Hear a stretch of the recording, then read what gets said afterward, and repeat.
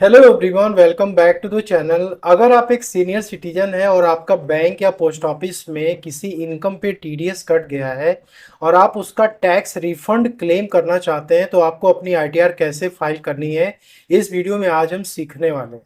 तो आपको अभी अपनी इनकम टैक्स रिटर्न फाइल करनी है या नहीं करनी है, ये डिपेंड करता है कि आपके इनकम की टाइप क्या है। यदि आपको सिर्फ पेंशन की income, fixed deposit, senior citizen saving scheme, recurring deposit, time deposit या फिर केवीपी का इंटरेस्ट हो गया, एमआईएस का इंटरेस्ट हो गया या फिर सेविंग बैंक की इंटरेस्ट हो गई या फिर हाउस प्रॉपर्टी की रेंटल इनकम हो गई, डिविडेंड की इनकम हो गई, शेयर मार्केट या म्यूचुअल फंड्स में आपकी लॉन्ग टर्म कैपिटल गेन वो भी 1,25,000 तक हो रखी है, या फिर एग्रीकल्चरल इनकम 5,000 रुपीज तक है, और जो आपका 26 AS है उसमें आपका जो मार्च तक का जो डेटा है टीडीएस का या टैक्स का वो कंप्लीटली अपडेटेड है।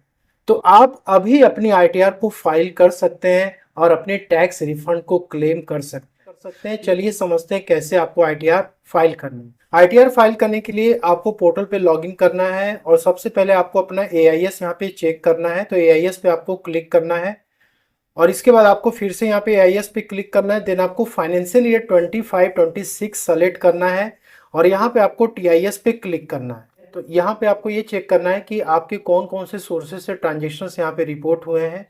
तो अगर आपकी सेविंग बैंक की इंटरेस्ट यहाँ पे आ रही है या फिर फिक्स डिपॉजिट की interest, senior citizen saving account हो गया या फिर एमआईएस हो गया, आरडी हो गया, केबीपी हो गया, इन सब का इंटरेस्ट आपका यहाँ पे आ जाता है। इवन बॉन्ड तक का भी इंटरेस्ट यहाँ पे रिपोर्ट होता है।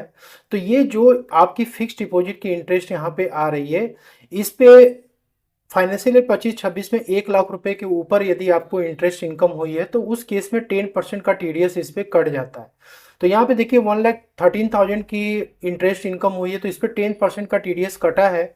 तो आपको 26 AS भी अपना ओपन करना है और चेक करना है कि क्या ये जो टीडीएस है वो डिपॉजिट हुआ है कि नहीं हुआ है। 26 AS चेक करने के लिए आपको ई फाइल सेक्शन में आना है। यहाँ पर income tax return view form 26 AS पे आपको जाना है और यहाँ पे आपको इस बॉक्स को चेक करना है, प्रोसीड पे क्लिक करना है, view tax credit and statement, और यहाँ पे आपको 26-27 असेसमेंट ईयर सेलेक्ट करना है, HTML पे क्लिक करना है, देन आपको ओके पे क्लिक करना है। तो यहाँ पर आपकी जो भी एफडी की इंटरेस्ट इनकम हुई है वो आपको यहाँ पे देखनी है, उस पर जो टीडीएस है कटा है वो आपका यहाँ पे डिपॉजिटेड होना चाहिए। तो आईटीआर फाइल करने के लिए आपको ई फाइल सेक्शन में आना है, income tax return file income tax return पे आपको क्लिक करना है। यहाँ पे असेसमेंट ईयर 26-27 सेलेक्ट करना है, ऑनलाइन मोड पे आपको जाना है, देन आपको कंटिन्यू पे क्लिक करना है और यहाँ पे आपको स्टार्ट न्यू फाइलिंग पे क्लिक करना है।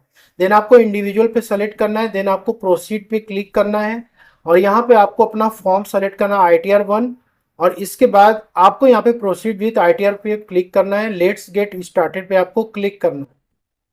यहाँ पे taxable income is more than basic pension limit पे आपको क्लिक करना, कंटिन्यू पे आपको क्लिक। यहाँ पे फर्स्ट स्टेप में आपको पर्सनल इंफॉर्मेशन पे क्लिक करना है और यहाँ पे देखिए आपका जो एक सेकेंडरी एड्रेस वाला सेक्शन आपको दिखेगा, ये आपके केस में ब्लैंक दिखेगा, तो आपको ये कंफर्म करना है। यहाँ पे आप एडिट पे जाओगे और इसके बाद जो आपकी प्राइमरी एड्रेस है, यदि आपकी same to same secondary address भी है तो आपको सिंपली यहाँ पे यस पे क्लिक करना। यदि आपका एड्रेस कुछ चेंज है तो आप नो पे क्लिक करके अपना एड्रेस आप फिलअप कर लीजिएगा।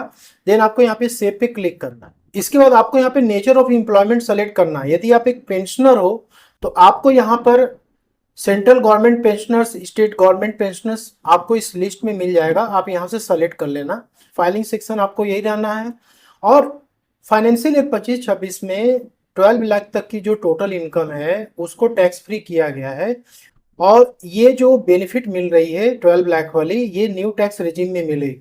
तो आपको यहाँ पे नो पे सेलेक्ट करना है और इसके बाद आपका जो एक बैंक होना चाहिए वो प्री वैलिडेटेड होना चाहिए, क्योंकि उसी में ही आपका जो भी टीडीएस वगैरह कटा है उसका रिफंड आपको मिलेगा।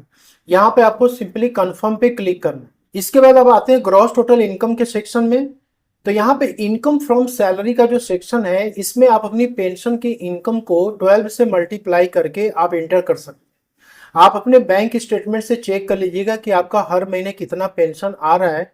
और उसको 12 से आप मल्टीप्लाई करके यहाँ पे पेंशन का अमाउंट आप डाल दोगे और यहाँ पर आपको 75,000 का स्टैंडर्ड डिडक्शन भी मिल जाता है न्यू टैक्स रेजिम में। देन आपको यहाँ पे सेव पे क्लिक करना है। इसके बाद अब आते हैं हाउस प्रॉपर्टी पे। यदि आपने कोई भी प्रॉपर्टी को रेंट पे दिया हुआ है तो आप यहाँ पर उसकी बेनिफिट ले सकते हैं। यदि उस प्रॉपर्टी के लिए आपने होम लोन ले रखा है तो यहाँ पर डिटेल्स ऑफ हाउस प्रॉपर्टी पे आप क्लिक करोगे, ऐड एनदर पे आप क्लिक करोगे। यहाँ पे प्रॉपर्टी की आपकी पूरी डिटेल्स यहाँ पे आपको फिलअप करनी है। इसके बाद आपको ओनर ऑफ प्रॉपर्टी सेलेक्ट करना है कि आपके खुद के नाम पर है या किस पे है। इसके बाद प्रॉपर्टी यदि को ओन्ड है तो आप यहाँ पे यस पे क्लिक करोगे, अदरवाइज आपको नो पे क्लिक करना है। यहाँ पे आपको टाइप ऑफ हाउस प्रॉपर्टी में लेट आउट सेलेक्ट करना है, क्योंकि यदि आप सेल्फ ऑक्युपाइड सेलेक्ट करेंगे तो आपको होम लोन का बेनिफिट न्यू टैक्स रेजिम में नहीं मिलेगा। ठीक है, यहाँ पर आपको इसकी डिटेल्स जो है लेट आउट के केस में ऐड अनदर पे जाकर के टेनेंट की डिटेल्स आपको फिलअप करनी पड़ेगी कि आपके प्रॉपर्टी में कितने किराएदार फाइनेंशियल 25-26 में रहे हैं, वो डिटेल आपको देना पड़ेगा।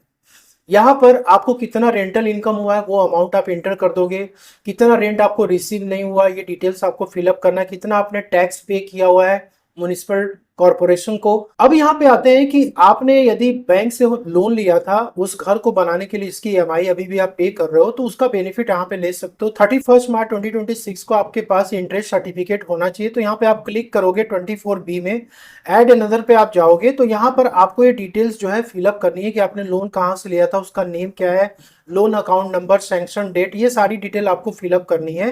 ठीक है, जब आप इस डिटेल को फिलअप करोगे ना तो यहाँ पर जो ये सेक्शन था interest payable on borrowed capital, ये आपका जो सेल है ये फिलअप हो जाएगा इंटरेस्ट के अमाउंट से। ठीक है, और इसके बाद क्या है कि यदि आपने लोन नहीं लिया हुआ है तो फिर आपको इसको फिलअप करने की जरूरत नहीं है, फिर आपको यहाँ पे सेव पे क्लिक करना है। अब इनकम फ्रॉम अदर सोर्सेस में आपको आना है। बहुत ही इंपॉर्टेंट है सीनियर सिटीजन के लिए कि आपको बैंक की एफडी हो गई, रिकरिंग डिपॉजिट हो गई, सीनियर सिटीजन सेविंग स्कीम हो गया, या फिर आपकी टाइम डिपॉजिट हो गई पोस्ट ऑफिस की। इसके अलावा जो केवीपी है, एनएससी है और एमआईएस है, उसका भी इंटरेस्ट दोस्तों यहाँ पे रिपोर्ट होता है। तो आपको उसके अकॉर्डिंग यहाँ पे डेटा अपडेट करना। देखिए यहाँ पे डेटा प्री फिल्ड होकर के आता है, लेकिन इसको आपको ब्लाइंडली ट्रस्ट नहीं करना है।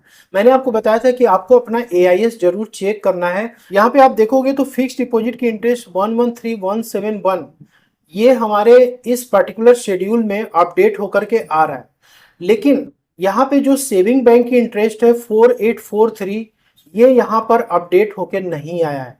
इसलिए आपको यहाँ पे ऐड अनदर पे जाना है और यहाँ पे क्लिक करना है और इसके बाद आपको सेविंग बैंक की इंटरेस्ट यहाँ पे अपडेट करनी है। ठीक है, और यहाँ पे आपको सेव पे क्लिक करना है। तो आपकी जो अदर सोर्सेज की इनकम है वो आपके एआईएस से 100% मैच करनी चाहिए, नहीं तो बाद में मिसमैच की सिचुएशन क्रिएट होगी, आपको नोटिस आएगा। ठीक है, और इसके अलावा भी जो भी आपके केस में एप्लीकेबल हो आप अमाउंट इंटर करोगे। अब यहाँ पे देखो कुछ एग्जेम्प्टेड इनकम की कैटेगरी है सीनियर सिटीजन को जो कि मिलता है रिटायर होने के बाद। यहाँ पे एग्रीकल्चरल इनकम रिपोर्ट कर सकते हो आप। इसके अलावा एलआईसी, एनपीएस और पीएफ का पैसा आपको मिला है तो वो आपको यहाँ पे जस्ट रिपोर्टिंग पर्पस के लिए आपको यहाँ पे डालना है। तो यहाँ पे आप सेलेक्ट करोगे, लेट से आपने इसको सेलेक्ट किया। यहाँ पे सिलेक्शन करने के बाद यदि आपको एलआईसी का पैसा मिला सेक्शन 10(10)(d) आप सेलेक्ट करोगे, प्रोविडेंट फंड के लिए सेक्शन 10(11). तो यहाँ सब कैटेगरी आपको सेलेक्ट करनी है, तभी आपको ये एग्जेम्पशन मिलेगी। यहाँ पे आपको अमाउंट डालना, देन आपको सेव पे क्लिक करना। इसका next long term capital gain 112A का, जिसमें कि आपको टोटल सेल वैल्यू डालनी है जो भी शेयर मार्केट या म्यूचुअल फंड में आपने ट्रांजेक्शन किया हुआ है। 24 महीने से ज्यादा आपको हो गए होल्ड किए हुए शेयर या म्यूचुअल फंड को। यहाँ सेल वैल्यू आप डालोगे, उसका कॉस्ट डालोगे, 1,25,000 तक या उसके नीचे तक है तो ये आपका एक्सेप्ट कर लेगा। उसके ऊपर जाएगा तो उस केस में ये एक्सेप्ट नहीं करेगा। और लॉस भी यदि आपको होती तो भी आप यहाँ पे रिपोर्ट नहीं कर पाएंगे। ठीक है, यहाँ पे आपको कंफर्म पे क्लिक करना। इसके बाद टोटल डिडक्शन वाले सेक्शन में आएंगे, ये आपके ऊपर एप्लीकेबल नहीं होता है तो आपको कंफर्म पे क्लिक करना है। और इसके बाद आपको यहाँ पे टैक्स पेड वाले सेक्शन पे आना, शेड्यूल टीडीएस 2 ओपन करना है और यहाँ पर आपको देखना है कि जो 26 ईयर्स में आपका टीडीएस दिख रहा था ना, वो आपका टोटल यहाँ पे अपडेट हुआ है कि नहीं। बहुत सारे केसेस में ऐसा देखा जा रहा है कि 26 ईयर्स में टीडीएस तो दिख रहा है लेकिन यहाँ पे अपडेट होके नहीं आ रहा है। यदि नहीं आता है तो फिर उस केस में आपको यहाँ पे एडिट पे जाकर के 26 ईयर्स के अकॉर्डिंग आपको डेटा यहाँ पे एंटर करना। और यदि 26 ईयर्स में आपका टीडीएस नहीं दिख रहा है तो फिर आपको इनकम टैक्स रिटर्न अभी फाइल नहीं करनी है। इसके बाद आपको यहाँ पे कंफर्म पे क्लिक करना। यहाँ पे वेरीफाई और टैक्स लायबिलिटी पे आप आओगे और इसके बाद आपको यहाँ पे कंफर्म पे क्लिक करना है। इसके बाद आपको प्रोसीड टू वेरिफिकेशन पे क्लिक करना है। तो यहाँ पे आप देख सकते हो कि जो ग्रॉस टोटल इनकम है वो यहाँ पे सब कुछ माइनस करने होने के बाद यहाँ पे 741,530 आ रही है, जो कि 12 लाख के नीचे है। तो ऐसे केस में सीनियर सिटीजन की जो टैक्सेस होती है वो जीरो हो जाती है, और जो टीडीएस आपका कटा हुआ है फिक्स डिपॉजिट पे, रिकरिंग डिपॉजिट सीनियर सिटीजन, वो सारा जो टीडीएस आपका होगा वो आपको रिफंड हो जाएगा। यहाँ पर आपको preview and submit your return पे क्लिक करना है। यहाँ पे आप इस बॉक्स को चेक करना है, ये डिटेल्स आपको फिलअप करनी है, प्रोसीड टू वैलिडेशन पे क्लिक करना है। आपके आईटीआर में यदि कोई गलती रहेगी तो यहाँ पे शो कर देगा।